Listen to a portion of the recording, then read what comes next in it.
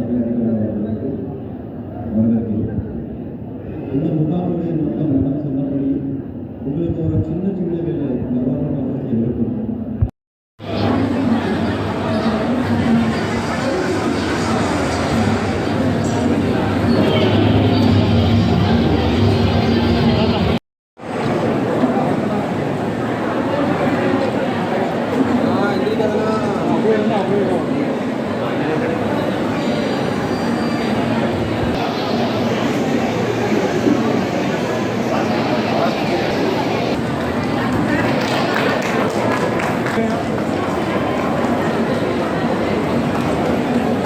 தேங்க பாருங்க.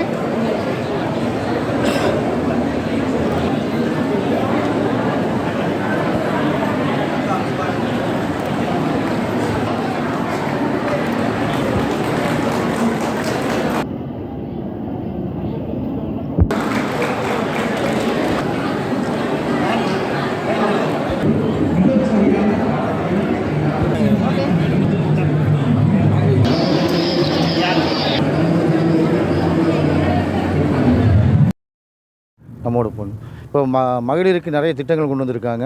இந்த திட்டங்கள் மூலம் 2026 தேர்தல் எந்த அளவுக்கு எதிரொலிக்கும்? 200 இலக்கு வைத்திருக்காங்க. அதை தாண்டுமா இல்லை அதை நெருங்குமா?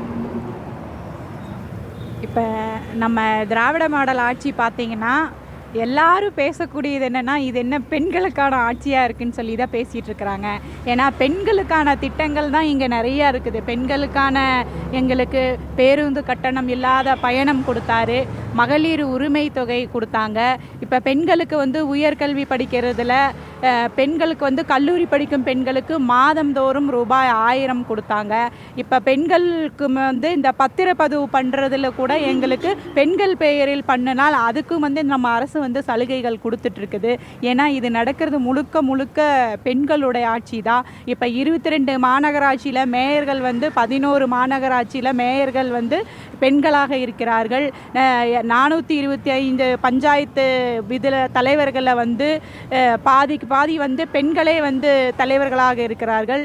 அது இப்போ இடஒதுக்கீடு பார்த்திங்கன்னா பெண்களுக்கு 50% இடஒதுக்கீடு கொடுத்து அரசியலும் சரி அரசு பதவிகளிலும் சரி பெண்களை ஊக்குவிச்சு இந்த பெண்களுக்கான முழுக்க முழுக்க பெண்களுக்கான ஆட்சியாகவே நம்ம திராவிட மாடல் நாயகர் ஐயா முதல்வர் அவர்கள் வழி நடத்திட்டு வராரு. நிச்சயமாக பெண்களுடைய ஆதரவு என்றைக்குமே முதல்வர் ஐயா மு.க. ஸ்டாலின் அவர்களுக்கு என்பதை நாங்கள் நிரூபித்து 2026 காண்பிப்போம்.